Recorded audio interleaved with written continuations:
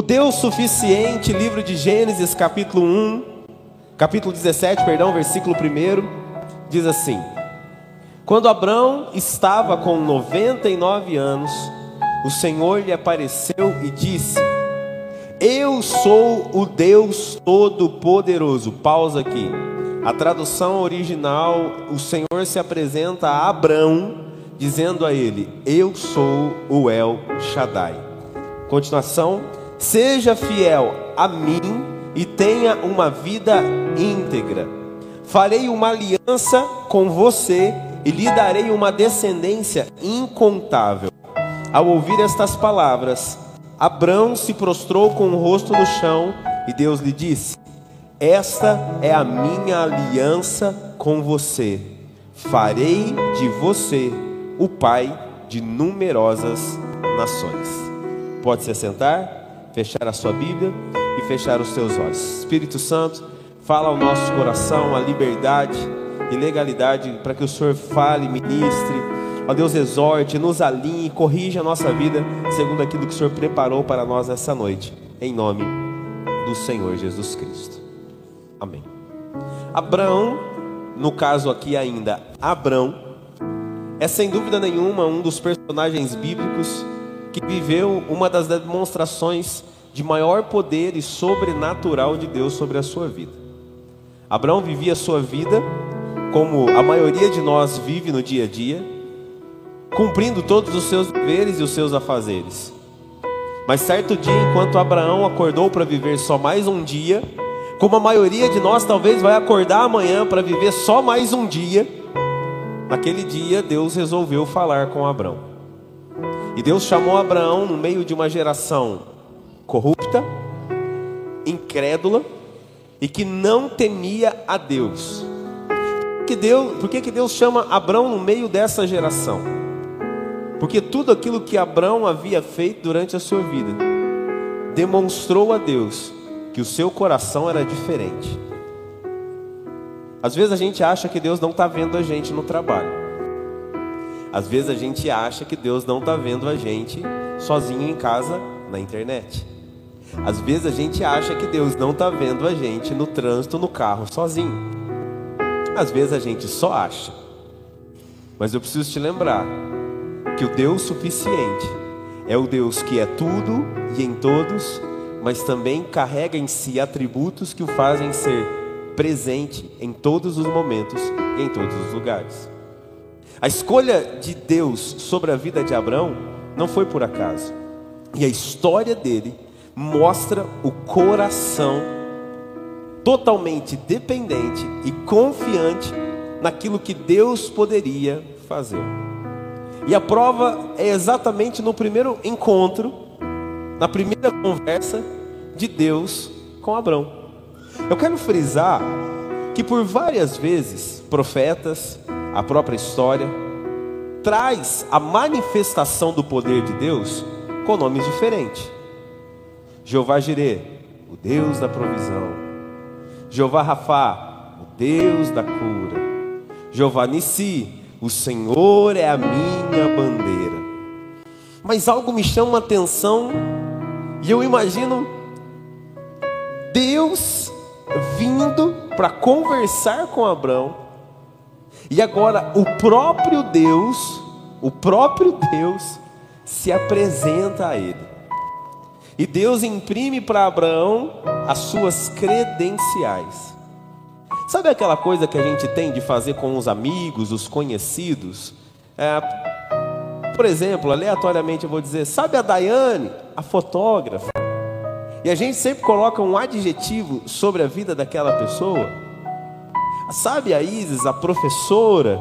E assim por diante. Você dentro da sua vida, do seu dia a dia, as pessoas gostam de colocar características e credenciais embutidas no nome da pessoa. A gente tem uma tendência natural a isso. Agora Deus vem e Deus mostra a credencial dele e diz para ele assim: Abrão, quem fala com você é o Deus Todo-Poderoso. Para que o coração dele não duvidasse. E como eu disse, a tradução original, a escrita original, Deus se apresenta a Abrão dizendo: quem fala com você é o El Shaddai. Traduzindo para a nossa língua, o Deus Todo-Poderoso. Mas não é somente isso que a palavra El Shaddai representa. A palavra El Shaddai tem um senso de totalidade, de plenitude, de ser completo. Então, se a gente fosse tentar traduzir o texto original na íntegra, seria mais ou menos assim: Deus chegando para Abrão e dizendo para ele assim: Abrão, quem fala com você é o Deus que tem todo o poder em suas mãos e é completo e perfeito em tudo o que faz. Essas são as credenciais que Deus imprime diretamente no coração dele. Pausa aqui. Quando Deus falar com você, você não vai ter dúvida que foi ele. Quando Deus falar com você, você vai entender que Deus está falando numa linguagem que o seu coração se identifica. Não haverá dúvida, sombra de variação. Pode até ter medo, pode até te trazer assim: Senhor, o que eu faço? Mas quando é a voz de Deus, você caminha mesmo com medo. Você não recua, você avança, porque você sabe que Deus é quem está te dando uma direção. Deus dá uma direção para Abraão para mexer com a estrutura dele, para tirar ele da comodidade, para mexer com a estrutura organizacional da vida dele. E diz para ele: você vai ter que ter um pacto e uma aliança comigo. O que eu peço a você é que você confie em mim e tenha diante de mim uma vida íntegra. Olha que interessante. Deus se apresenta como El Shaddai, o Deus suficiente. E ele pede para Abraão, ou ainda para Abraão, apenas o quê? Integridade. Será que nós, e eu incluo nisso, temos conseguido estar diante de Deus com integridade, com inteireza de coração? Nós colocamos nossa vida de fato para servir a Deus? Será que nós realmente entendemos o princípio de colocar Deus na lista do topo da lista de prioridade? O Deus de Abraão é o meu Deus e o seu Deus. Você pode profetizar comigo em alta voz para a tua vida, para a tua casa, para a tua família e dizer assim, diga assim: o Deus de Abraão, diga o El Shaddai, o Deus Todo-Poderoso, o Deus suficiente, é o meu Deus. Aleluia. E se a gente fosse talvez tentar resumir ou definir o que seria o Deus suficiente, o Senhor trouxe uma frase do meu coração muito simples, mas que tem muita representatividade. O Deus suficiente é aquele que é tudo para com todos. É aquele Deus que provê o pão na casa que precisa. É o Deus que provê a cura na casa que precisa. É o Deus que provê amor no coração que precisa. É o Deus que abre portas para aquele que precisa. O Deus suficiente é o Deus que é tudo para com todos. É o Deus que quando se move, é o Deus que quando se move em direção de alguém, ou para mover a vida de alguém, se torna perfeito e completo em tudo que faz. E a gente precisa ter essa consciência de que é o nosso Deus. A história de Abraão, ela é totalmente desenhada pela mão de Deus, e Deus diz para ele: a partir de agora, se você entender tudo que eu estou dizendo para você, eu ainda vou mudar o teu nome, a tua história. E a partir de hoje você não será Abraão, mas você será Abraão, porque você será pai de multidões. Entenda que quando Deus cura Sara, porque Sara tinha uma enfermidade, Sara era estéril. Quando Deus cura Sara, e através do ventre de Sara gera Isaac, Deus não está apenas curando Sara, Deus está mudando a estrutura da vida de Abraão e de Sara. Deus havia mudado a história, Deus havia mudado o lugar, Deus havia mudado o nome. Deus mudou o nome de Sarai para Sara. Deus mudou tudo. E agora, quando Ele realiza o último mover do seu poder ali, sobre aquela promessa, vem para mexer com a estrutura dele. Às vezes Deus te muda de lugar, te muda de função, te muda de ambiente, te muda de estação, te muda de fase. E você está lá assim, será que é agora? Será que é agora que os humilhados vão ser exaltados? Será que a fase vai mudar? Será que é agora que vai dar certo? Será que é agora que as coisas vão fluir? Você está lá, você está numa nova fase, você está num novo tempo, você está numa nova estação, está num novo emprego, está numa nova fase ministerial. As coisas mudaram e você ainda está lá. E agora? Para onde eu vou? E você está esperando, você está esperando, você está esperando. Mas parece que falta aquele detalhe. E quando Deus vem e cumpre a palavra, faz com que o ventre de Sara gere um filho, ele muda a estrutura de Abraão e faz com que ele possa viver todos os dias desfrutando do milagre. Porque Deus pode mudar as estações, Deus pode mudar os lugares, Deus pode mudar e realinhar o teu coração para viver os propósitos dele. Mas ele tem o tempo certo de dar a última palavra para que o milagre aconteça sobre a sua vida. A gente tem que entender que Deus tem o seu tempo perfeito em tudo que faz. Se nós fôssemos olhar para a nossa vida hoje, será que nós carregaríamos o nosso coração hoje diante de Deus com mais reclamações ou com mais gratidão? Será que a gente ainda tem muita expectativa diante de Deus para que Ele faça segundo aquilo que a gente espera? Ou será que a gente gostaria, ou conseguiria, parar um pouquinho e dizer: Senhor, eu sou grato por tudo que o Senhor tem feito até hoje na minha vida? Porque uma pergunta, quando eu preparava essa mensagem, gritava na minha mente: se eu entendo quem Deus é, se eu reconheço historicamente quem Deus é, se Deus já manifestou o seu poder, e eu reafirmo na minha vida que eu sirvo a um Deus que é totalmente suficiente, por que tantas vezes nós vivemos de forma descontente? Por que nós andamos às vezes tão descontentes com as coisas? E às vezes, por estarmos dentro da igreja, estarmos num ambiente cristão, a gente passa a ter um linguajar, me permita usar essa expressão, um crentez, que às vezes a gente quer trazer algumas coisas justificáveis diante de Deus. E a gente começou a trazer uma palavra sobre as nossas insatisfações e dizer assim: não foi do jeito que eu esperava, mas Deus sabe o que faz. Será que realmente a gente está declarando que Deus sabe o que faz, ou a gente está demonstrando aquela insatisfaçãozinha dizendo assim: eu teria feito de outro jeito, mas já que Deus não quis, eu não posso reclamar, né? Eu teria comprado outra coisa, mas eu não consegui, né? Tá bom, Deus sabe o que faz. Irmãos, realmente Deus sabe o que faz, porque Ele é perfeito em tudo que faz. Mas será que quando nós falamos isso, qual a intenção que o nosso coração se revela? Sabe por que às vezes a gente é tão descontente? Porque a gente não consegue desfrutar das coisas. A gente não consegue desfrutar das pequenas coisas das nossas vidas, até às vezes as mais importantes. A pessoa vai lá, compra o iPhone 14 Mega Blaster Plus Advanced. Ela comprou, ela já está falando assim: não vejo a hora que sai o 15. Meu Deus, vai vir o 15 aí da galáxia, eu quero o 15. Ela nem desfrutou. A pessoa, ela entra, está lá lutando, ela compra um carro. Ela entra no carro e já fala assim: não vejo a hora de pagar esse para comprar o outro. Esse aqui é só a porta de entrada. Irmãos, amém. Progredir na vida, amém. Avançar e viver coisas novas na sua vida, amém. Mas a gente vive numa vida tão acelerada que a gente não consegue desfrutar das coisas. Vou fazer uma pergunta. Vou entregar você. Quem tem mais de 40 anos, não tem vergonha de falar que tem mais de 40 anos? Erga a mão aí.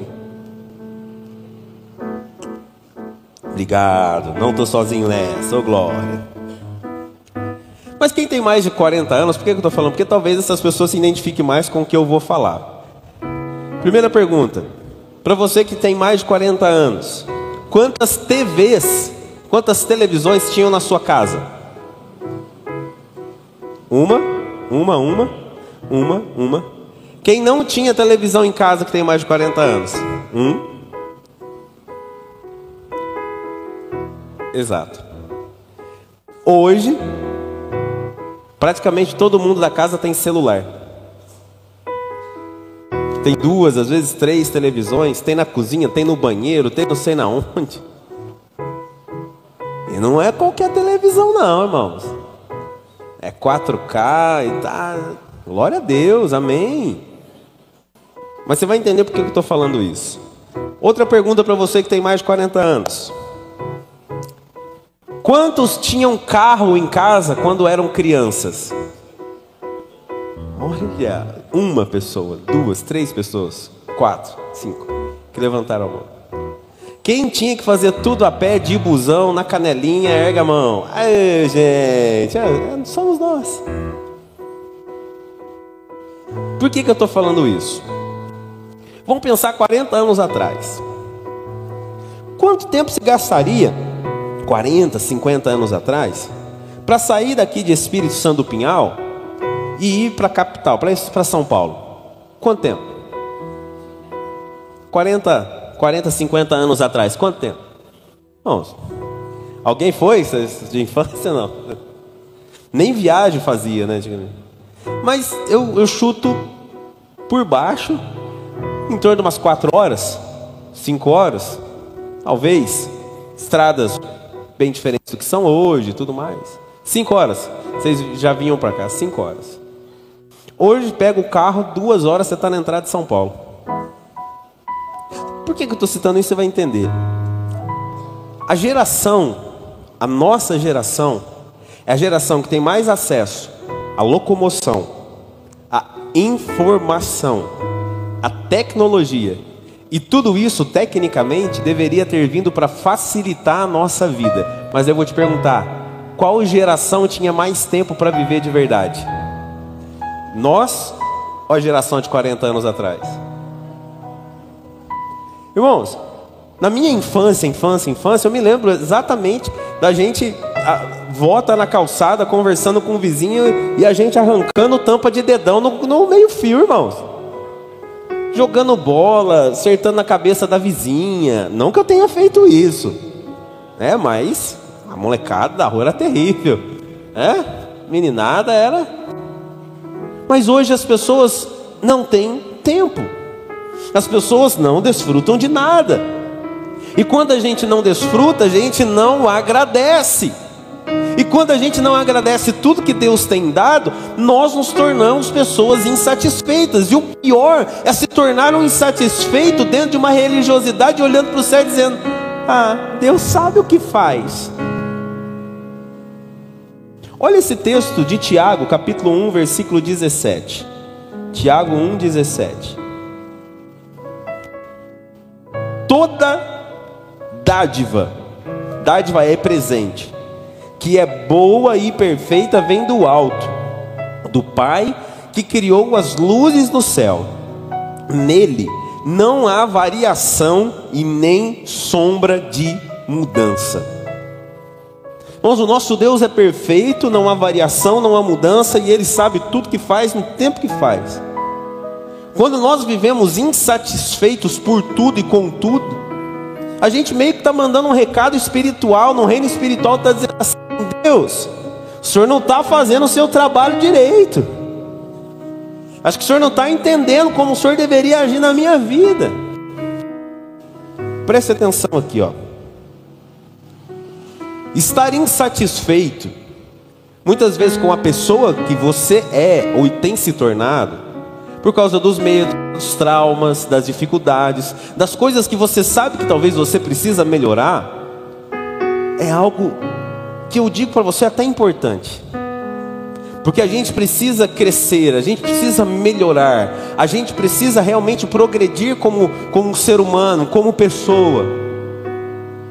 E quando a gente melhora como pessoa, quando a gente cresce como pessoa, naturalmente, quando nós crescemos e nos tornamos pessoas melhores em Deus, a gente administra os nossos recursos melhor, a gente administra a nossa família melhor, os nossos relacionamentos, as nossas intenções, as nossas vontades. É um reflexo natural. Então a insatisfação com relação a coisas que você olha dentro de si para a sua vida que não estão legais, que precisam ser aperfeiçoadas e melhoradas, é importante. Mas a gente precisa aprender a ser grato por todas as coisas que temos hoje. Porque tem gente que não consegue ser grato. E não sendo grato, essa pessoa não vai conseguir ser fiel no pouco. E se há um princípio bíblico que não vai mudar, é que você só consegue galgar níveis novos, chegar a novos lugares, se você aprender a ser fiel nas poucas coisas que você tenha talvez na sua vida. Se você não for fiel na dificuldade, na escassez, muitas vezes na limitação, no pouco, você não vai chegar nesse lugar do muito de Deus. Não é o homem que está te prometendo, não é uma placa denominacional que está te prometendo, é a palavra. Seja fiel sobre o pouco, porque o Senhor vai te colocar no muito. Olha o texto do livro de Hebreus, capítulo 13, versículo de número 5. Hebreus 13, 5. Esse texto diz assim, ó: não amem o dinheiro, estejam satisfeitos com o que... Tem só 6 crentes aí, lendo? Não amem o dinheiro, estejam satisfeitos com o que...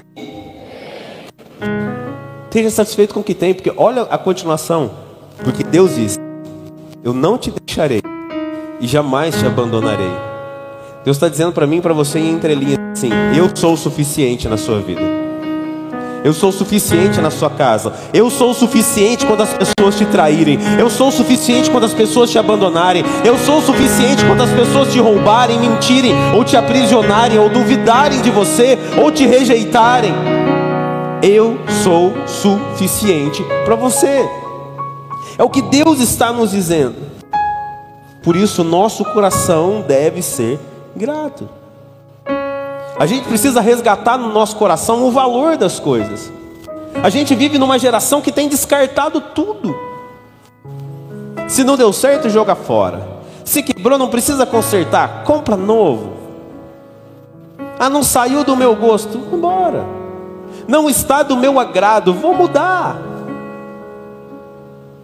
O nosso coração precisa ser grato com tudo que temos. Deus está dizendo: eu não vou te deixar. Deus está dizendo: eu estou cuidando dos detalhes. Pastor, é possível? Vou te mostrar biblicamente o que o apóstolo Paulo nos afirma sobre a questão de sermos gratos. Livro de Filipenses, capítulo 4, versículo 11.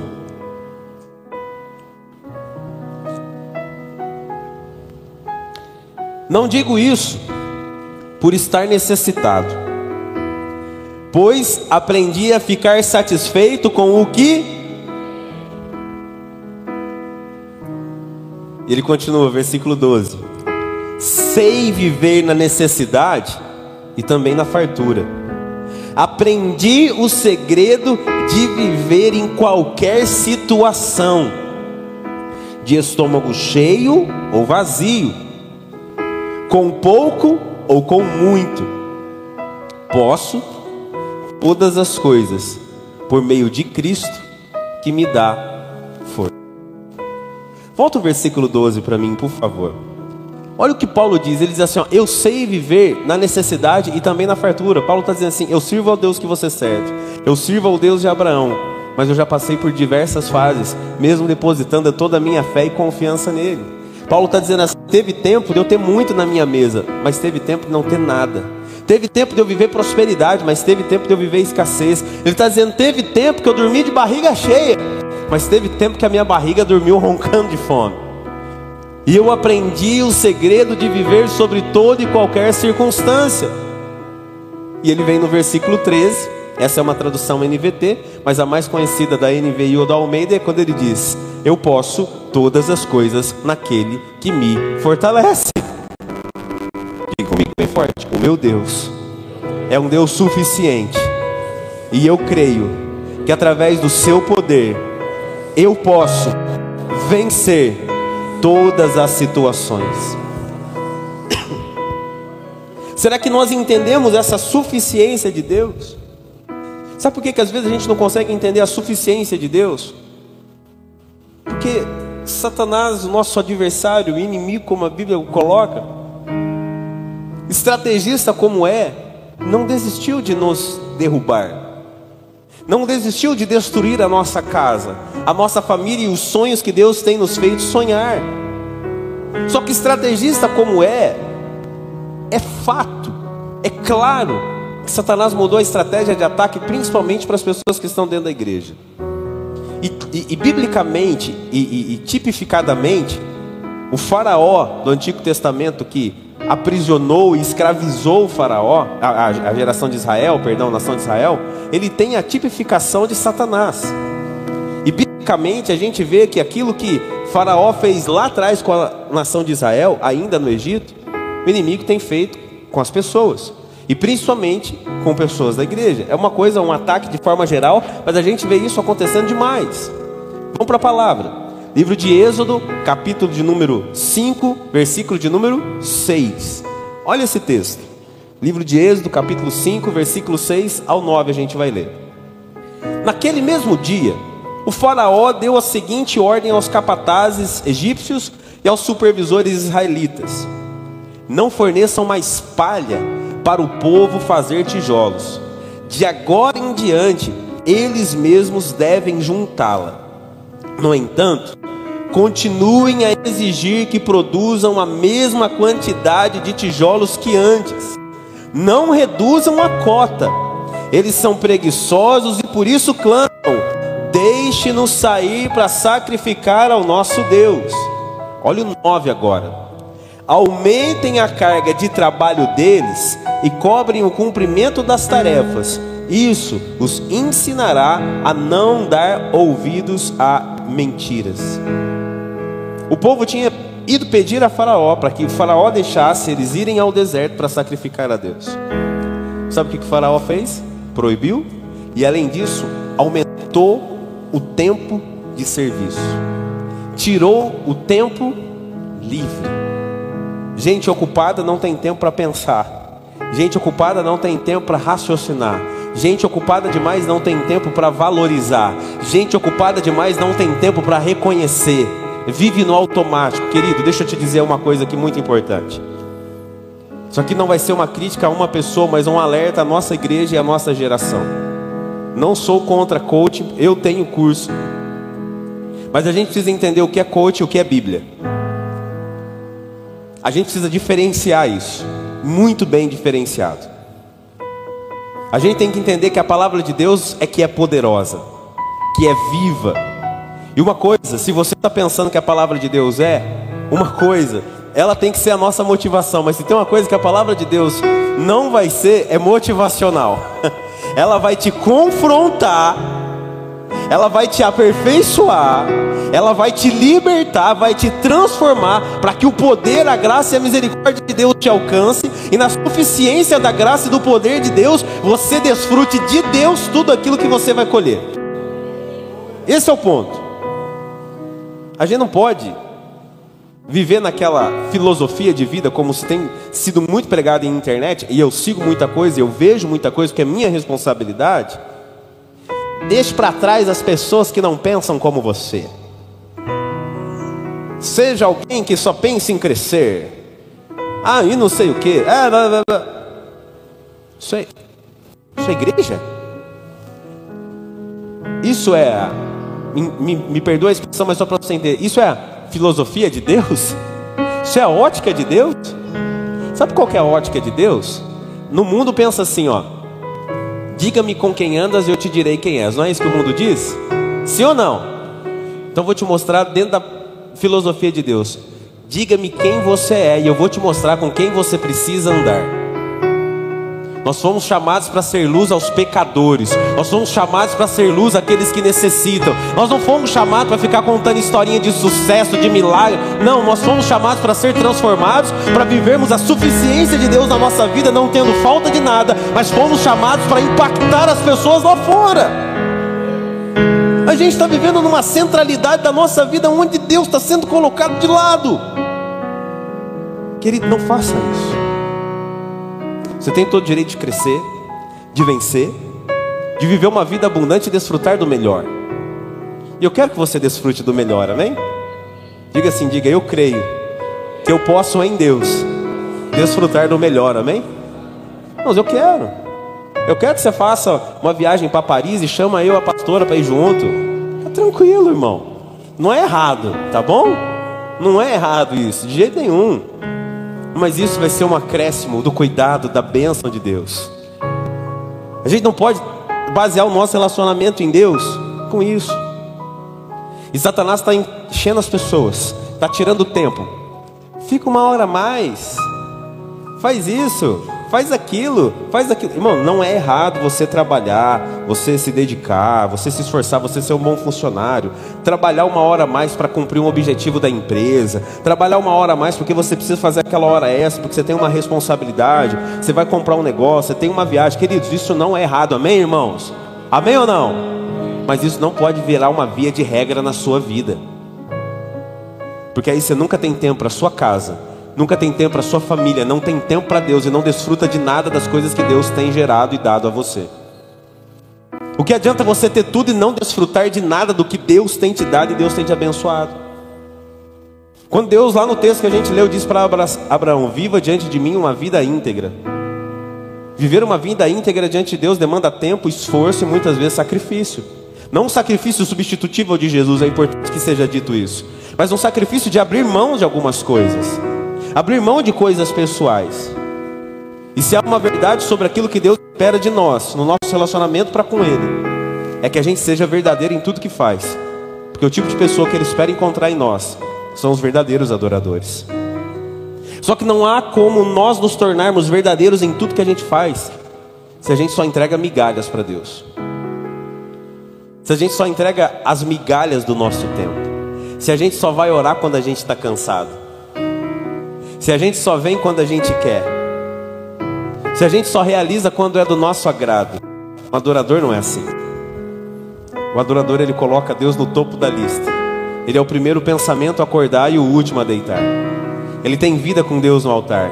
Ele agradece a Deus por cada livramento, por cada coisa, por cada item que tem dentro da casa dele para comer, cada coisa que tem no dia a dia. Então eu quero te dar um bom conselho hoje.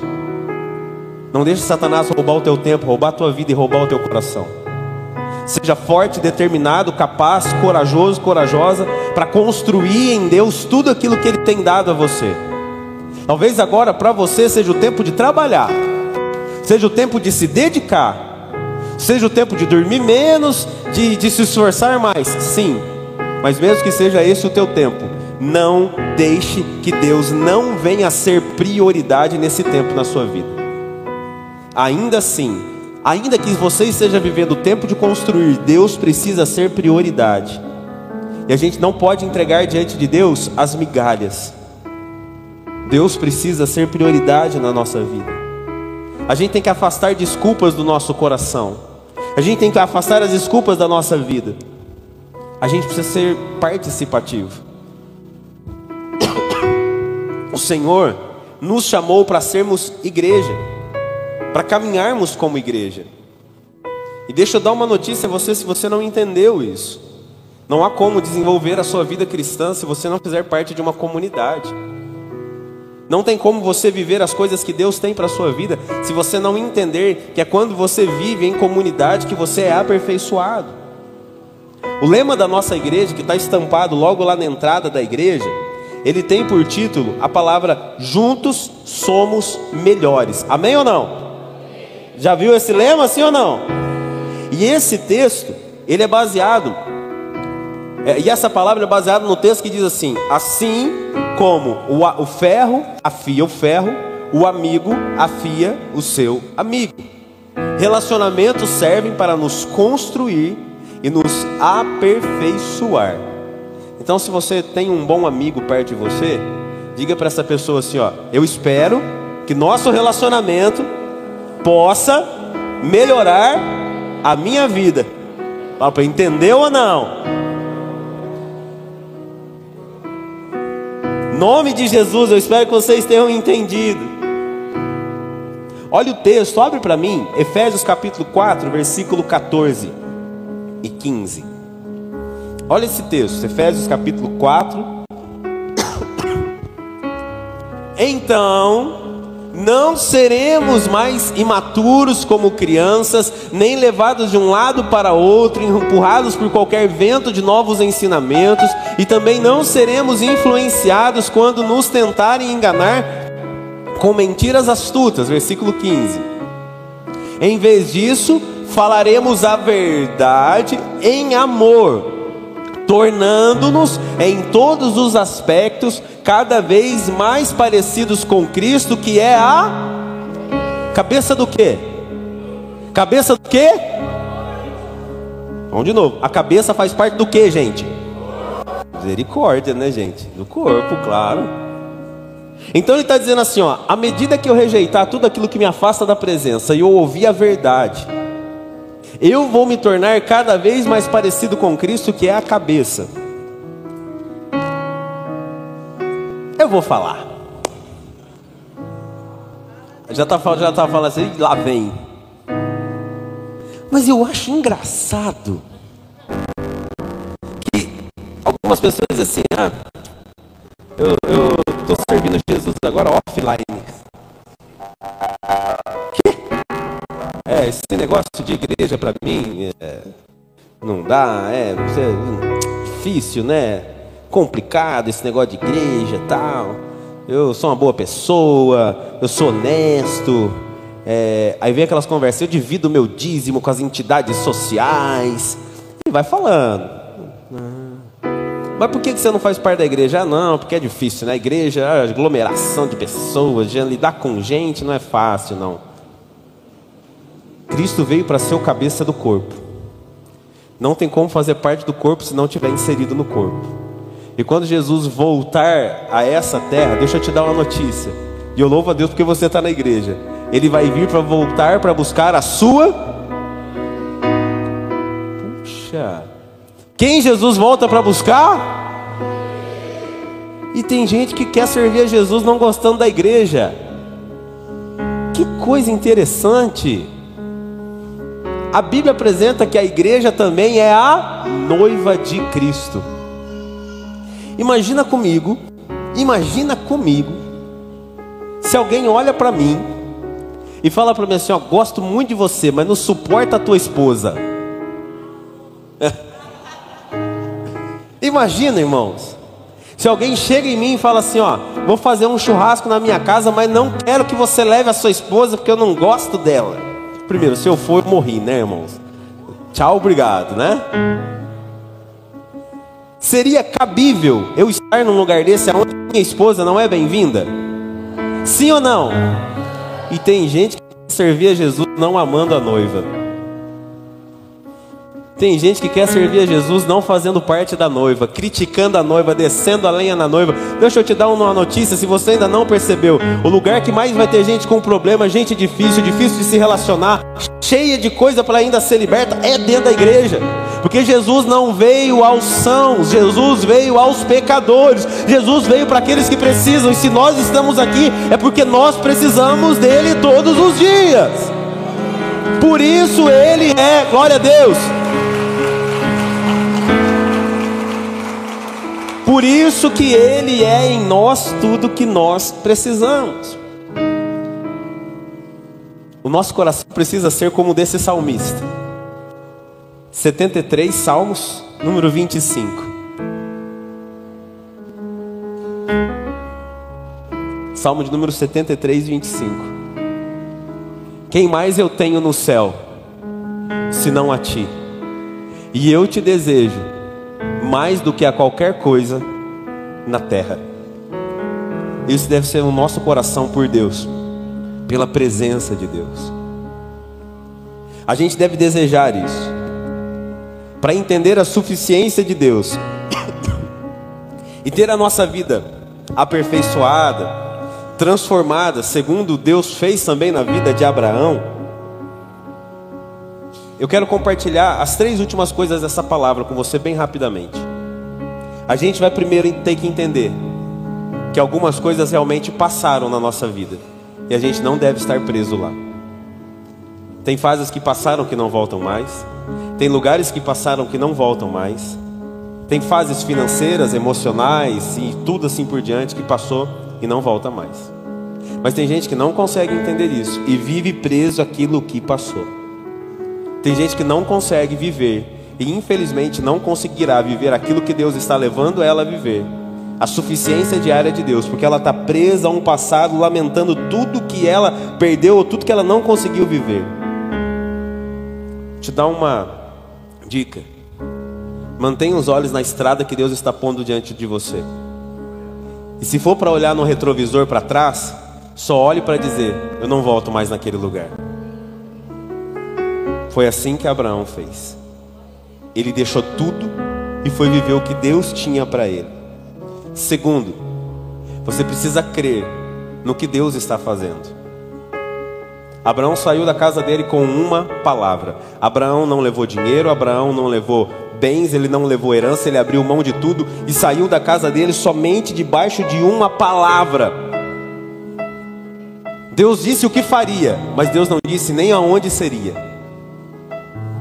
E a história estima-se que Deus ficou anos sem falar com Abraão até que Ló fosse embora. Anos e anos caminhando sem ouvir a voz de Deus. Ele não retornou, ele não voltou, porque ele sabia que de alguma maneira ou de outra Deus estava fazendo. Se Deus te deu uma direção, se Deus te deu uma visão, se Deus te mostrou algo, confia. Ainda que Ele não esteja te respondendo agora, Ele está preparando o caminho para você. Ele está preparando tudo para você. E o último, confie que o lugar que Deus preparou para você é uma terra abundante. Porque o que Deus preparou para Abraão foi um lugar que as nações que Deus fez gerar através dele desejaram, cresceram, se multiplicaram. E Deus o abençoou e Deus prosperou a vida dele. Ainda que você tenha que passar por desertos, nós servimos um Deus suficientemente capaz para abrir caminho no meio do deserto. Deixa Deus te levar nessa terra abundante. Deixa Deus te levar nesse nível aonde Ele será suficiente na sua vida. Não tenha medo de deixar comportamentos, pensamentos, circunstâncias que te prendam. Não abandone os princípios de Deus, para que você prove a suficiência dele sobre a tua vida todos os dias. Caminhe pela fé, assim como Abraão caminhou, e acesse o cuidado e o favor de Deus, em nome de Jesus. Amém?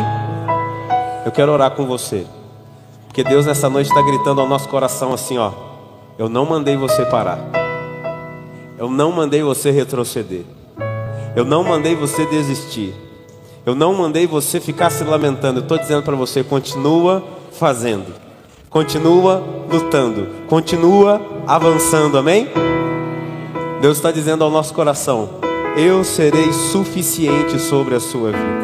Fica de pé no seu lugar, eu quero orar com você agora.